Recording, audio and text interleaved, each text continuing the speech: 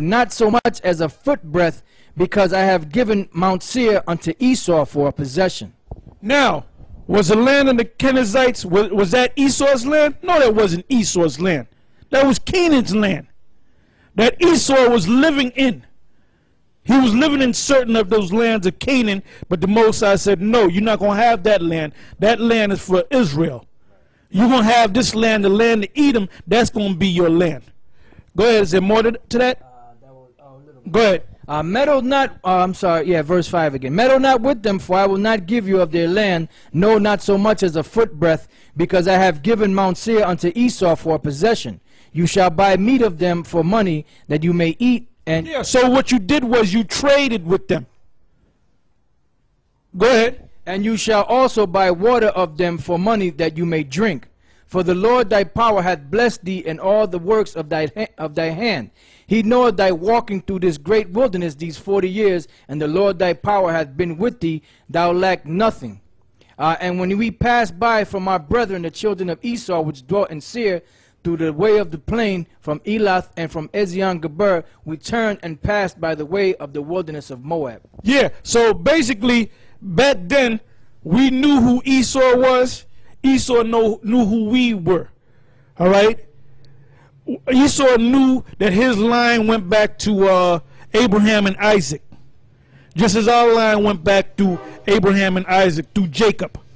So they knew that, man. They knew each other. So they did trades, but they didn't marry among each other. Israel didn't go down into the land and live among the Edomites until everything was straightened out. Go ahead. This is verse 12. The Horims also dwelt in Seir before time. Right, the Horims, that's what I meant when I said the Horites, the Horims, which were Canaanites. Go ahead. Dwelt in Seir before time. But the children of... Right, before they dwelt in Mount Seir, before Esau dwelt in Mount Seir. Why did Esau get that land eventually? Because it was set up that Esau was going to get that land from the people of Horim. That's why the Lord said what he said in Genesis 36 and 8. Because it was set up that way. Because what you got to understand is Esau was a Shemite as well. Go ahead. But the children of Esau succeeded them when they had destroyed them from before them. So how did they get that land? They destroyed them. They pushed them out of the land. How did they get up there in Europe? They destroyed them. They pushed them out of that land. How did the father of Alexander, the Crete, Philip of Macedonia, come from that land Macedon? Because they had pushed themselves up in that land. Go ahead. And dwelt in their stead, as Israel did unto the land of his possession, which the Lord gave unto them. As Israel did in the land of their possession. What was one of their possessions? The land of the Kenizzites. Now let's go from there to the book of Numbers, the 20th chapter, the 13th verse to the 22nd verse. Numbers, the 20th chapter, the 13th verse to the 22nd verse. Go ahead. Numbers 20, verse 13. This is the water of Meribah, because the children of Israel strove with the Lord, and he was sanctified in them. And Moses sent messengers from Kadesh unto the king of Edom. Thus saith thy brother Israel, thou knowest all the travel that had befallen us, how our fathers went down into Egypt, and we had dwelt in Egypt a long time, and the Egyptians vexed us and our fathers. And when we cried unto the Lord, he heard our voice and sent an angel and hath brought us forth out of Egypt. Hold on, wait a minute. Why did we leave Egypt? Number one, prophecy was 400 years, but the Israelites cried unto the Lord, and the Lord sent a deliverer, right? So we didn't have that ho-hum spirit. We're going to be in Egypt or Mizraim as long as the Most High, we don't care. It could be the next 4,000 years. Go ahead. And behold, we are in Kadesh, a city in the uttermost of thy border. Let us pass, I pray thee, through thy country. We will not pass through the fields or through the vineyards, neither will we drink of the water of the wells. We will go by the king's highway. We will not turn to the right hand nor to the left, until we have passed thy borders. And Edom said unto him, Thou shalt not pass by me, lest I come out against thee with the sword. Hold up, does that sound like love to you? All this stuff about we gotta love Esau and Esau gotta love us and we're brothers, that's bullshit, man. After we left out of the land of Egypt, man, that relationship got real sour. Go ahead. And the children of Israel said unto him, We will go by the highway, and if I and my cattle drink of thy water, then I will pay for it. I will only, without doing... The Israelites even offered to pay for whatever they took. Go ahead. I will only, without doing anything else, go through on my feet. And he said, Thou shalt not go through. And Edom came out against him with much people and with a strong hand. Verse 21. Doth Edom refuse to give Israel passage through his border? Wherefore Israel turned away from him. And the children of Israel... Now, how was the Israelites able to pay? Because didn't they come out with great substance? And the substance that they came out with, number one, was gold. So they had money. And they were willing to give the Edomites money. But Esau said, nah, we're not having that. Go ahead. And the children of Israel, even the whole congregation, journeyed from Kadesh and came unto Mount Hor. Now let's go from there to the book of Numbers, the 24th chapter, the 14th verse to the 17th verse. You see how this thing is building up, man? We're giving you these little examples, these precepts, showing you that there was no love. You know, like you see your cousin, you ain't seen your cousin in years, and you see him and you hug him, and you hang out with him, you go to the bar with him, or whatever. You have a good time with him. When he got to go back to where if he lives in the west, you live in the east, you make sure you get his number. Yo, call me, man. I don't lose my number. Matter of fact, I'm coming out there with you, maybe a month from now. Well, we didn't have that relationship with the Edomites. So all that love business is out the goddamn window, man. Go ahead. Numbers 24:14. And now, behold, I go unto my people. Come therefore, and I will advertise thee what this people shall do to thy people. Now, this is the story of Balaam and Balak. You can read Numbers the 23rd chapter, Numbers the 24th chapter, and it'll give you the whole story. We're just going to the point. Because it was Balak that wanted to give Balaam much riches to curse the whole nation of Israel. But this man's eyes were open as to the fact that the Most High is only dealing with the nation of Israel, and he's not going to curse the nation of Israel, and anybody that curses the nation of Israel, they're going to be cursed. So this is what he ultimately said to Balak.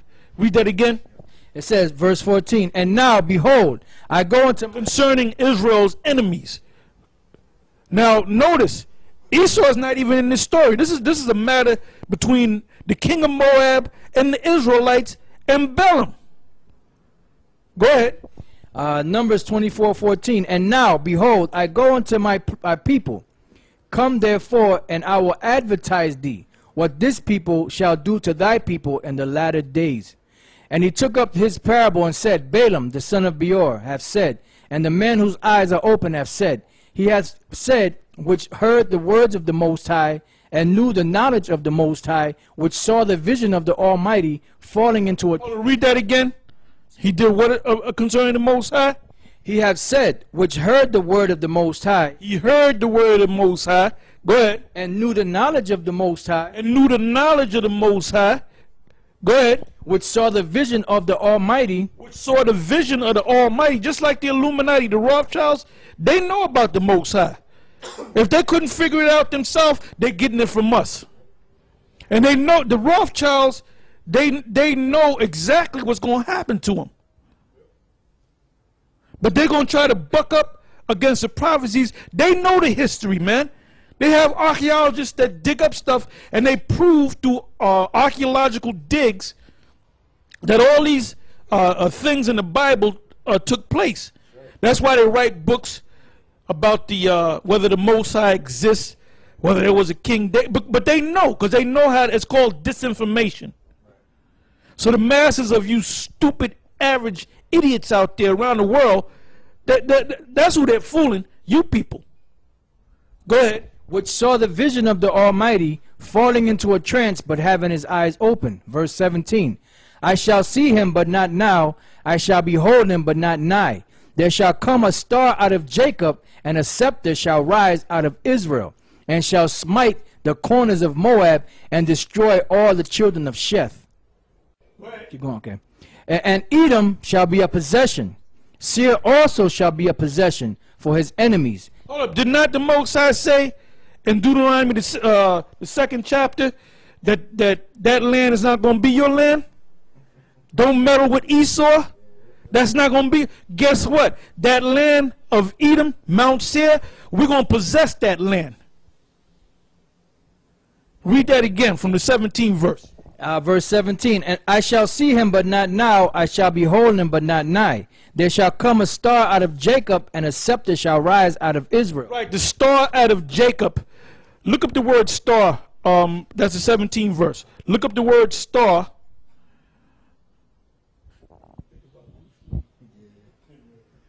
And Bruce Lee even said that word star really turns me off. You know why he said that? He said that in the spirit because there's really only one star. Right.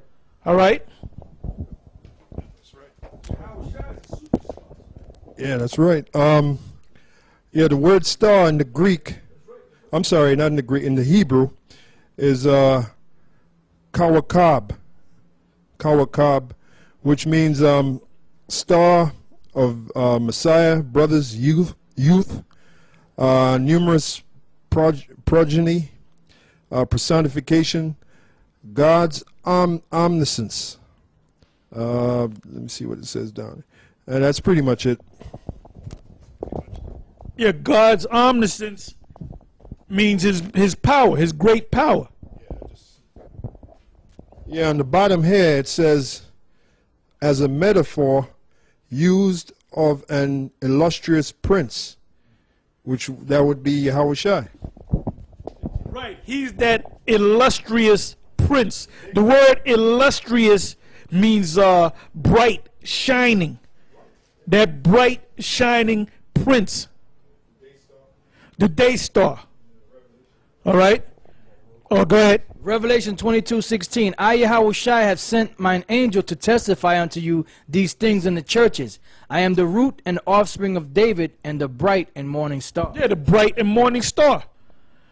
So now let's go back to the 17th verse. Numbers 24:17. I shall see him, but not now. I shall behold him, but not nigh. There shall come a star out of Jacob, and that star, Yahushua himself told you that he was that star in Revelation, the 22nd chapter. Read again. It says, I shall see him, but not now. I shall behold him, but not nigh. There shall come a star out of Jacob, and a scepter shall rise out of Israel, and shall smite the corners of Moab, and destroy all the children of Sheth. Now, look up the word scepter. Was it Edom mentioned? When you read the next verse down, it says Edom is mentioned in that too.